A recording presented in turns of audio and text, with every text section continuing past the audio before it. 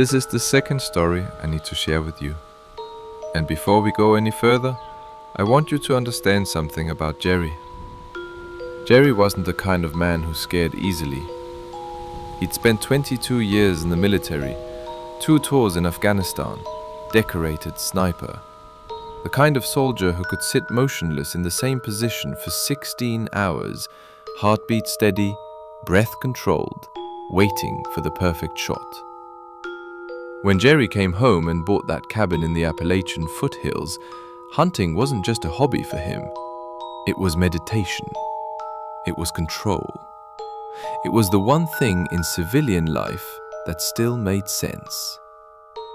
But 3 months ago, 3 months after Michael's encounter in those same mountains, something started testing Jerry's control. Something started stealing his kills. At first, Jerry thought it was just bad luck. He'd set his traps the way he always did, professional, precise, the kind of setup that had never failed him in 15 years of hunting these woods. He knew every game trail, every water source, every place the deer would travel as the seasons changed. The first morning he found the trap sprung and empty, he figured the deer had gotten lucky, pulled free somehow. It happened. But there was blood. Not just a few drops, a trail of it, dark and thick, leading away from the trap and disappearing into the underbrush. Jerry followed it for maybe 100 yards before it just stopped. No body, no more blood, nothing. The second time, same thing. Trap sprung, blood everywhere, and then nothing. By the fourth time, Jerry stopped believing in luck. Something was taking his kills. Something was getting to them before he could. And whatever it was smart enough to avoid leaving tracks. Smart enough to take the entire carcass, sometimes 150 pounds of dead weight, and vanish without a trace. Jerry started asking around. The other hunters in the area, the old-timers who'd been working these mountains for 50 years, had they noticed anything? Most of them just shrugged, said bears were getting bolder, said maybe it was coyotes, though Jerry knew damn well no coyote could haul away a full-grown buck. But one old man, Paul Hendricks, he got quiet when Jerry asked, looked at him with these rheumy eyes and said, "You finding your traps empty?" Jerry nodded. Paul looked away. "Then maybe you should just let it be." Jerry didn't let it be. He gave himself a week to prepare. Jerry approached this the way he'd approached every mission in Afghanistan. Reconnaissance, planning, proper equipment. He wasn't going to stumble around in the dark, hoping to catch a glimpse of whatever was stealing from him. He was going to hunt it. He loaded his truck with enough gear for 3 nights in the mountains. His rifle, the same M40 he'd used in service, the one the military had let him keep, thermal scope, night vision, 500 rounds, though he didn't figure he'd need more than one, and the bait. Jerry bought a goat from a farm 30 miles down the mountain, slaughtered it himself, tied the carcass to a tree in a clearing he'd scouted 12 miles from the nearest road, 12 miles from his jeep, which he left at the trailhead. If something was taking his kills, he was going to give it a kill it couldn't resist. He set up his position on a small rise overlooking the clearing. Good sightlines, elevated position. The wind was in his favor, blowing toward him, carrying scents away from his bait. Jerry settled in just before sunset and waited. The first night, nothing came. That wasn't unusual. Sometimes it took time. Sometimes the scent needed to spread, needed to reach whatever was out there in the darkness. Jerry had spent countless nights in positions just like this. He knew how to wait, knew how to let his mind go quiet and still while his eyes stayed sharp. The hours passed. The moon rose, nearly full, turning the clearing into a patchwork of silver light and black shadow. Owls called. Something small and skittering moved through the underbrush. Normal night sounds, forest sounds, but nothing approached the goat. By 3 in the morning, Jerry made a decision. He packed up his rifle, climbed down from his position, and walked to the clearing. The goat was still there, untouched, flies already gathering despite the cool night air. Jerry looked at that dead goat and thought, well, I'm not wasting it. He built a fire right there in the clearing, butchered the goat properly, roasted pieces of it over the flames, and ate his fill. The meat was tough, gamey, but it was food, and Jerry had eaten worse in worse places. He slept there by the fire, dozed really, half awake, the way soldiers learn to sleep, alert even in rest. When dawn came, he packed up and hiked back to his jeep. 1 night down, 2 to go. Jerry came back the next evening with another dead goat. He told himself he was being methodical, patient, that this was just like any other hunt, any other target. You don't give up after 1 night. You adjust. You adapt. But the truth was, something about that empty first night had gotten under his skin. He'd spent 20 years hunting men, the most dangerous game there was. He tracked insurgents through mountains just like these. He knew how animals moved, how they thought, how they approached potential danger. And every instinct he'd honed over those years was telling him that something had been watching him that first night. That something had known he was there. He set up the same way, same position on the rise, same sight lines. But this time, he pushed his gear a little differently, made his position a little more obvious. If something was smart enough to avoid him when he was hidden, maybe it would approach if it thought the coast was clear. The sun set, the forest darkened, and Jerry waited. The hours crawled by with the same empty patience as the night before.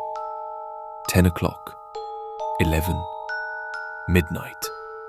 The moon rose higher, casting everything in that same silver and shadow patchwork. 1 o'clock, 2. Nothing. Jerry's legs were cramping. His back ached from staying motionless for so long. He needed to move, needed to shift position, needed to... That's when he decided to relocate.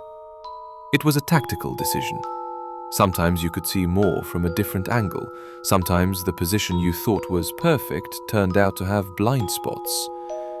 Jerry gathered his gear as quietly as he could and moved. 50 meters back from his original position. There was a fallen log there, partially hidden by brush. He could set up behind it, use it as a natural blind. The angle was different, the sightlines less perfect, but he'd have a wider field of view. He settled in, brought his rifle up, peered through the thermal scope, scanning the clearing. The goat hung there, unmoving. The campfire he'd built earlier was dark now, just a ring of stones and dead ash, and his original position under the tree, there was something there. At first, Jerry thought it was a deer. The thermal signature was roughly the right size, the right heat pattern, but the shape was wrong. The proportions were off. He switched to night vision, adjusting the focus.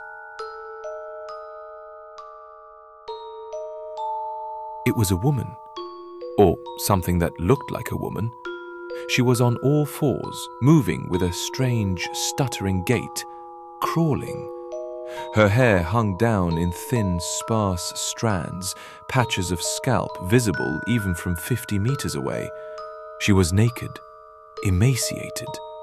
Her spine stood out like a row of knobs beneath skin that looked grey in the night vision's green glow. Jerry's breath caught in his throat. It moved to the base of the tree where Jerry had been sitting just minutes before, pressed her face against the bark. Her whole body went still, and then she sniffed, long, deep inhalations, like a dog tracking scent. Her head moved back and forth, following some invisible trail only she could detect. Jerry's finger moved to his trigger. Every part of his training told him to take the shot. Center mass, clean kill. Whatever that thing was, it wasn't natural. It wasn't right. But his finger froze because she'd stopped sniffing the tree, and she turned her head. She turned her head in a way no human neck should bend, rotated it almost 90 degrees, and she was looking directly at him, directly at his new position. Jerry's blood turned to ice. She couldn't see him. It was impossible. He was 50 meters away, behind cover, downwind. She couldn't. She smiled. Jerry had seen a lot of things in Afghanistan. He'd seen what bombs did to bodies. He'd seen the light go out in men's eyes through his scope. He'd seen insurgents who fought with such fanatical intensity they seemed more animal than human. But he had never seen anything smile like that. Her teeth were wrong. Too many of them, too long. They glinted in the moonlight as her lips pulled back, kept pulling back, until it seemed like her whole face was splitting open. And then she moved. Not toward him, not yet. She circled the tree where he'd been sitting, slow, deliberate. Her movements were still on all fours, but there was nothing animal about them now. This was performance. This was show. Jerry could hear her now, even from 50 meters. A wet, clicking sound came from her throat. Not breathing, something else. Something that made his stomach clench. She circled the tree 3 times, and then she started following his trail. She moved exactly the path Jerry had walked when he relocated. Head down, sniffing. That stuttering crawl carrying her across the forest floor with unnatural speed. She was tracking him. Jerry's military training finally kicked back in. He had maybe 30 seconds before she reached his position, maybe less. He could take the shot, should take the shot. But something in his gut, some ancient instinct older than his training, screamed at him not to pull that trigger. Don't let it know where you are. Jerry did the only thing that made sense in that moment. He ran. Jerry had run tactical retreats before. He knew how to move fast and quiet, how to cover ground without leaving an obvious trail. But this was different. He crashed through the underbrush, branches tearing at his face, his gear suddenly feeling like it weighed 1,000 pounds. His rifle banged against his back, his heart hammered in his chest. Behind him, he could hear it, that clicking sound, getting closer. Jerry didn't look back, didn't dare. He just ran, using every bit of his 60-year-old body to put distance between himself and that thing in the clearing. He ran for what felt like hours, but was probably only 20 minutes. Ran until his lungs burned and his legs trembled and he couldn't hear that clicking anymore. Finally, he stopped, pressed his back against a tree, brought his rifle around, scanned the darkness behind him. Nothing. Just forest. Just shadows. Jerry waited there until dawn, rifle raised, finger on the trigger, eyes scanning every shadow, every movement. But the thing didn't follow. Or if it did, it stayed just far enough back that he couldn't see it.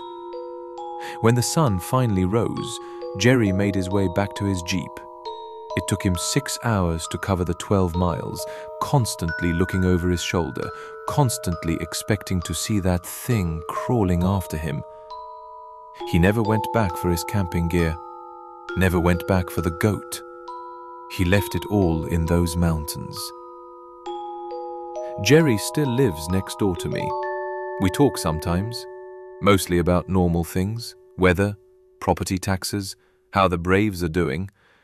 But sometimes, late at night, when we're both out on our porches, I'll see him staring up at the mountains, at those dark ridges that rise up against the stars. I asked him once what he saw that night, really saw. Jerry was quiet for a long time. Then he said, "Something that used to be a woman, or something that wanted me to think it used to be." And the worst part? Jerry said, "I don't think it was stealing my catchers because it was hungry." He looked at me then, really looked at me. "I think it was stealing them to get me to come looking." Michael had his encounter 3 months before Jerry's hunt. 3 months before Jerry went into those mountains and found something waiting for him. And I'm starting to wonder if it's the same thing. I'm starting to wonder how long it's been up there. And I'm wondering what it's waiting for now.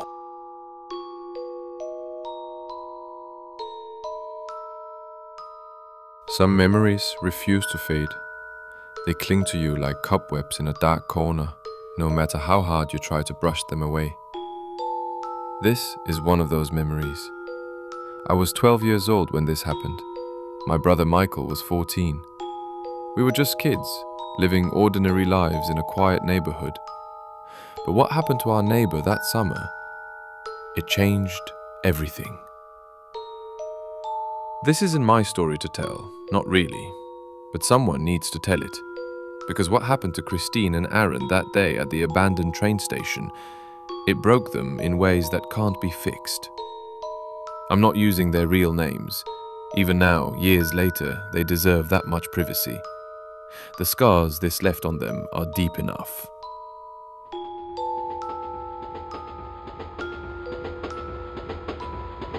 Christine was the kind of teacher every kid hoped to get. Patient, kind, the type who actually remembered your birthday and asked about your sick dog. She lived 3 houses down from us, and whenever we saw her watering her garden or bringing in groceries, she'd wave and ask how we were doing. She meant it too, you could tell. That spring she got engaged to Aaron. He was a contractor, tall, quiet, the kind of guy who fixed things and didn't talk much about himself. They seemed perfect together, the kind of couple you'd see and think, yeah, they're gonna make it. They'd been planning this picnic for weeks. There was this old train station about 15 miles outside of town, abandoned since the 70s, tracks leading nowhere, buildings slowly being reclaimed by nature. Most people avoided it. Kids told stories about it. But Christine loved photography, and Aaron loved Christine. So when she suggested they go there for a quiet afternoon picnic, he said yes. He should have said no. They arrived around 3 in the afternoon. Golden sunlight, warm breeze, the smell of wildflowers mixing with rust and old wood. Christine took photos while Aaron set up their blanket on the old platform. For the first hour, everything was perfect. They ate sandwiches, laughed, took silly photos together. Aaron even found an old conductor's cap in one of the buildings and wore it as a joke. Christine said later that she felt watched. Not in an obvious way, just this nagging feeling that someone was looking at them from the broken windows of the station house. But she ignored it, wrote it off as the natural unease of being somewhere abandoned. The sun started to set earlier than they expected. The light changed. What had been golden and warm turned orange, then amber, then that strange purple-grey that makes everything look uncertain. That's when Aaron noticed the smell.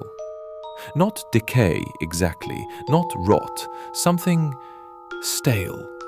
like old air that had been trapped for decades suddenly finding a crack to escape through. Christine wanted to leave. Aaron started packing up their things, and that's when Christine saw herself. She was standing in the window of the station house. Not a reflection, not a shadow. Christine. Same height, same build, same clothes, right down to the yellow sundress and denim jacket Christine was wearing that day. But not right. The face was pale. Not sick pale, not tired pale. Corpse pale. Bone white. Like something that had never seen the sun or had been drained of everything that makes skin look alive. And the expression. Christine said it wasn't blank, it was hungry.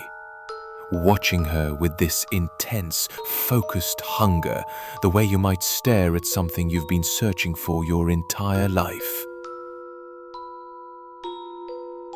She grabbed Aaron's arm, pointed. He looked up and saw himself in the window next to her. Same work jacket, same jeans, same beard, but that same impossible paleness, those same wrong eyes staring down at him with that same desperate hunger. The doppelgangers didn't move, didn't blink, just stood there in the broken windows, staring down at them. Aaron dropped the picnic basket, grabbed Christine's hand. They ran. They didn't look back, not at first, but Christine couldn't help it. Some terrible instinct made her glance over her shoulder. Both figures were out of the windows now, standing on the platform, exactly where Christine and Aaron had been sitting moments before. And they were smiling. Not happy smiles, not friendly smiles. Smiles that were too wide, too knowing, like they understood something Christine and Aaron didn't. Like they had been waiting for them. They made it to the car. Aaron's hands shook so badly he dropped the keys twice before he got the door open.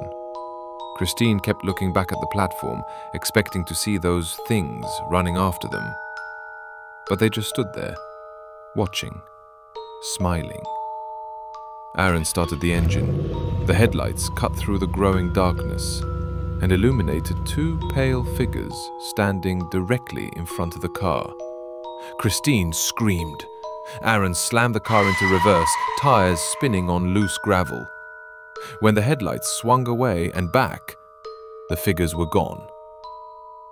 They drove home 30 miles over the speed limit, neither of them speaking. Christine came to our house that night. My parents were having coffee in the living room when she knocked on the door. I was supposed to be in bed, but I was sitting at the top of the stairs listening. I'd never heard an adult cry like that before. Not sad crying, terrified crying. The kind of crying that comes from something inside you breaking. She told my parents everything. My dad suggested she might have seen squatters or local teenagers playing a prank. But my mom just held Christine's hand and didn't say anything. I think she believed her. Christine didn't go back to teaching after that.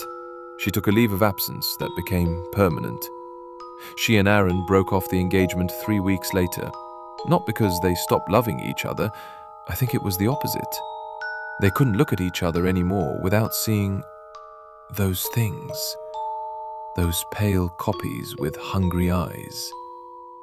Christine moved away before the end of summer. Didn't tell anyone where, just left. I think Aaron left town too, eventually.